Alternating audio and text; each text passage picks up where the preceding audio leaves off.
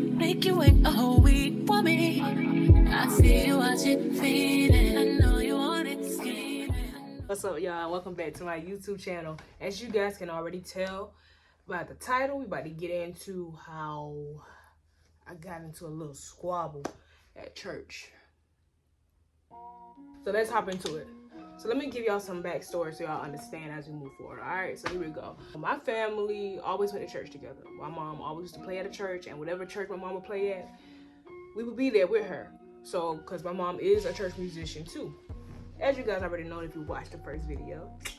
So we was at our home church, about 30 minutes out from our hometown. My mom played, I sat in the pew, but we always served in some type of way. Now, this is a Baptist church, a Black Baptist church. If you were raised Southern Black Baptist, you know, in some type of way you have to serve in the church.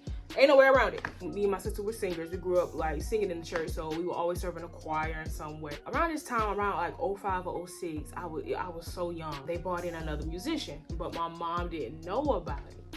So I guess what they were trying to do was kind of like backdoored in a way, bringing another musician without her knowing. It just wasn't done right. Like I would even think that those deacons would be like, yo, looking back on that, it wasn't right, and you know, it was just done in a distasteful manner. My mom handled it with grace. She said, oh, okay, well, this how they feel, then I'm gonna go somewhere where I'm more appreciated, which led to her going to another church. Being that I became a member at that church and everything, we just stayed. The other musician came in and she stayed. So cool. Fast forward about 10 more years later, it's around 2018 or 2019. As I grew up, I always been playing around the piano. I always had a knack for it. As time progressed, I progressed as a musician. I became more versed on the piano, playing different songs and becoming more of a skilled musician. So I served in a church. I played at a Sunday school, and then people started to notice more and more. And people was like, you know, you need to play for youth Sundays. I always sung on youth Sundays. I was always in the choir until I became a more skilled musician. So I started playing for the church. Now, I wasn't gonna be head. I wasn't gonna be the head musician because one, you had to play the organ, be a head musician, and I wasn't touching the organ when I was around 19 or 20 years old. I wasn't gonna touch no organ. That just wasn't me. And you know, I just played on an acoustic piano, child. It wasn't no keyboard. Till this day, 2024 in the year of our Lord, they don't got no keyboard. They got an acoustic piano. An acoustic piano, and they have an organ. So I played the piano while she was on the organ. I used to mic the piano. It's crazy. But anywho, as time progressed, I started to get better, and I played alongside of this musician who came in after my mom. She knew I was getting better too, and other people did too, and I think that's what started a lot of animosity. People started talking about it, and I think that wasn't, you know, let's call the musician Danita. We're gonna call her Danita Jordan. To my Kingdom business people, if you know, you know. That's Danita, my mom is Raven, and I'm literally Rebel. Follow me, we're going somewhere. So people were starting to actually see that, okay, I'm good. I was becoming a great musician, and I was just progressing so quickly. And at this time, I will only play on 3rd and 5th Sundays because I was in college, and I would drive back and forth. Oh, of course, I'm getting better and whatever. Danita didn't like that. Cool. Never forget this. I'm telling you this, so I want you guys to follow me. There was this moment where they were singing a song, and she just gave up. I've never seen this before. Like, she just gave up. She just stopped playing. No, my bad, I'm sorry. I was like, well, we in the middle of a song. I'm not gonna stop because we in the middle of a song. You don't stop in the middle of a song. So I just kept playing. There's a distinct difference between a piano and an organ. So of course, if you just stop, you're gonna be able to hear that. And that was the spark, baby. That ignited, I think, a lot of animosity and resentment in her heart for me, which I didn't understand. But moving forward, me in your 60s and I'm in my 20s, so it was ridiculous to me. But moving forward, at this time, youth choir kind of made the decision that they didn't want her to play the selections anymore. So we got somebody from the outside to come in and play the selections. She would play the hymn. She's still down as the head musician, so she had to participate in some way. A guy we brought in, we're gonna call him JJ. So JJ came in. That was my guy. We was cool, and we got along well. I mean, hit it off. He's a crazy musician. He's great. He's amazing. I learned so much from him under his leadership. As musicians, we was here. You know what I'm saying? Like, you know, like, we were good. We was cool, and we was having fun during practices. Practices was cool. I guess Danita started to see that too, which didn't really rock too well with her either. She's seeing all of this, and it's just a lot of resentment. Like, she just, I don't know. In her head, I guess she's just putting down tallies. Another one, thank you. Another one, thank you. Another one, thank you. Tallies or something. I don't know. I really feel like me and JJ became better musicians together. And she would come in, again, she played the hymns, JJ played the selections. Cool. When she played the hymns, I got up off the piano. Because I don't know if she wanted me to. I didn't know what the feelings were like. And I wasn't about to subject myself to that. So I just moved out the way completely just to alleviate all problems. All potential problems, rather. So cool. Let's fast forward. Okay? The Saturday before it all went down. Saturday practice is what ignited it. Alright, so I also play for Sunday school. Any area I can help in music-wise, of course I'm going to help. And I didn't really have a choice at that time. My grandparents and parents were not playing that. It was like, oh, you gonna help. You ain't got no say so. Like, you gonna help. So around that time, I was also playing for Sunday school, even in college. I served, baby. I served. After Sunday school practice, there was a little bit of free time between Sunday school practice and youth choir practice. Between time, I used to play on the organ just to get my little footing in, you know, because I was like, there's gonna come a time where I gotta like really progress. Hold on, brother. Somebody call me, sorry. I'm going to have to face playing the organ. So I might as well become equipped at this time. So I'm going back and forth from the piano to the organ. When I was practicing from the organ to the piano, I left the chair out and I left the stops out. Things at the top, it's supposed to make it sound different at different times. Meaning, if I wanted a soft sound, I push my drawboards back. One side controls the top, other side controls the bottom. It's just something you play with and take out and put in to make the sounds different. That's it. Like, to make it simple, that's really basically what it is. So I left all that out, let the chair out, stops out. Keep that in mind. Recording. Now I'm at the piano. I was making some recordings on my phone. That's just something I did. I'm just trying to track my progress. So I'm at the piano. I'm there, and in walks Danita. Alright? Danita walks in because JJ didn't come in yet. And she sits directly behind the organ. The first pew, keep that in mind now. The first pew behind the organ. Danita comes in, saw that everything was drawn out because I didn't get a chance to go back over and put everything back because I didn't know when she was gonna be there. At this time, I'm just practicing. She started talking to me while I was on the piano. I'm trying to record. I kept it recording because I did not know what she was gonna say. I was like, I don't know what you finna say. I'm just gonna keep it just in case. I don't know. Cause I'm a child, ain't nobody gonna believe me. I don't know if she knew I was recording or not, but she was really cordial to me. She started asking me about my grandparents.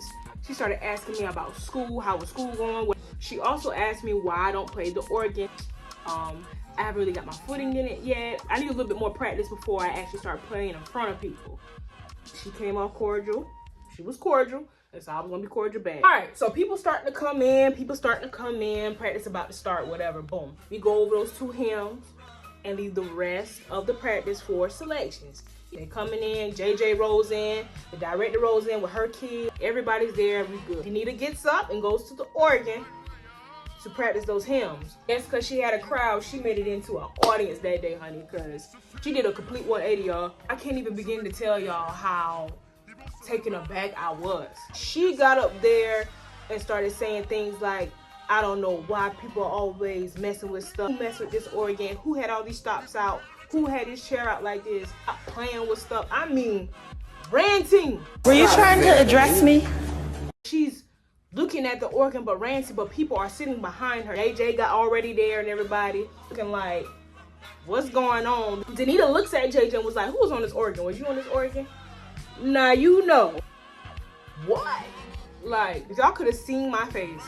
I could not believe the way she switched up. It was a complete 180. You was just asking me about my grandparents, asking me about school, asking me about the organ, everything, and you knew I was on that organ. You saw that organ was the way it was when you sat down, directly behind it, 10 minutes prior. So you knew what you was doing. But I thought it was very cowardly because she could have told me when she sat down that, you know, you need to put this back, you need to do this. And I wouldn't have had a problem with it. I would have just did it. We ain't about to have my people's in my face saying I was rude and I was disrespectful and I've been rolling my eyes, which another lie that she said, I don't roll my eyes. For those who know me know, rolling my eyes, I don't do that. So, next, Dad rubbed me the wrong way. I was not happy about that. I thought that was very wrong. Did think somebody should have said something. And maybe somebody did, I just didn't know about it. Maybe they didn't want to do that in front of everybody. In my adulthood, my now self, my grown woman self, I understand. So moving on. That happened, I shot up, went to the back, came back out in front. Just basically ranted to myself in the back. I ain't even call nobody. I got up, went back, we went through practice, and that was that on that. Moving on.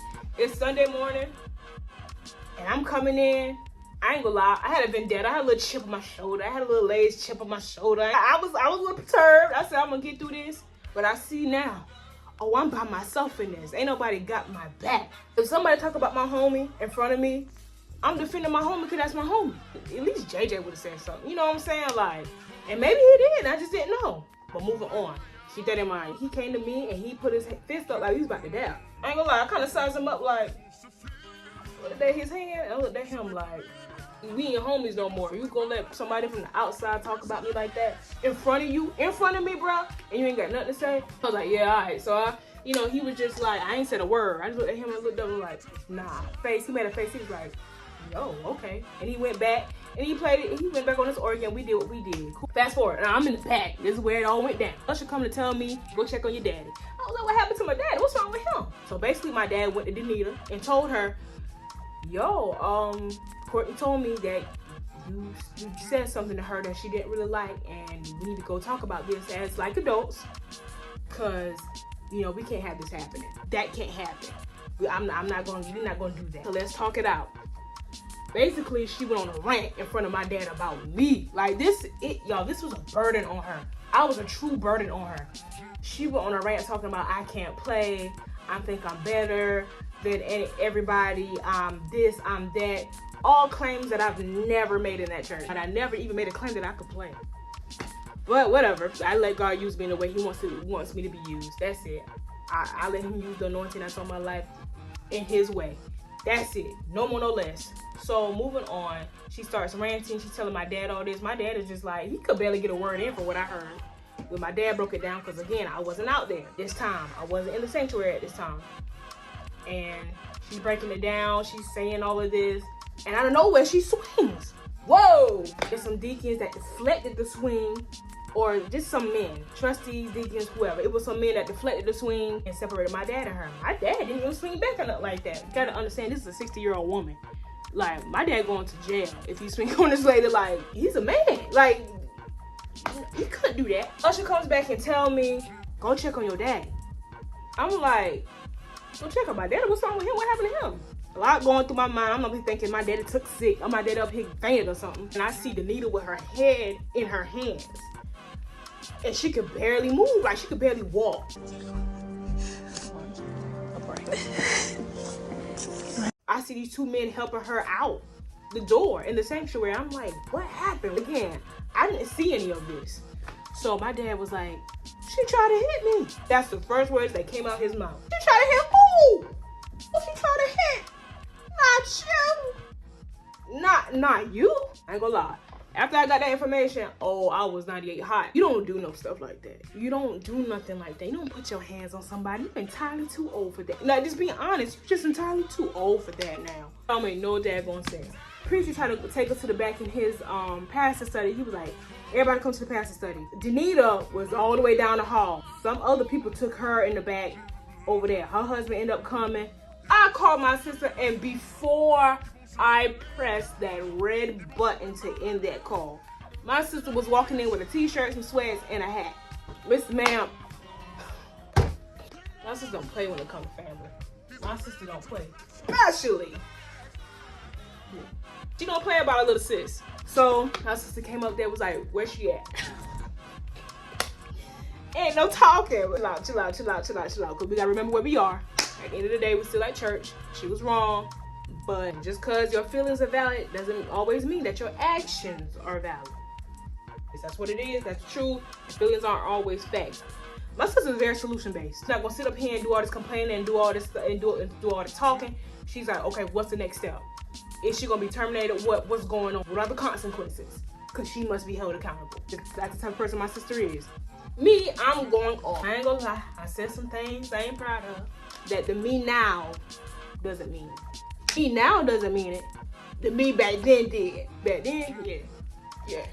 Oh, I was standing on big business. Because in my mind, that swing was really meant for me. He just happened to be the one talking to her. At this time, I'm like, yo, this really happened. No, this is not a movie. This ain't, you know what I'm saying? This is not a dream. Yo, this is really happening. I said to call my mom. Get down here now. They need to try to swing on dad. You gotta get here. My mom was getting down the road. My grandparents was just like, they just shook their head. Moving forward, she came back on Sunday because we're like sister churches. One all the way across town. Like, it's like from that church to the sister church, it's almost an hour drive. She didn't grow up in the church my mom grew up in, right? So she came up there and she sung and she was just doing a whole lot. She was just doing the most. I've had time not crossed. I have not seen her in the flesh since that day.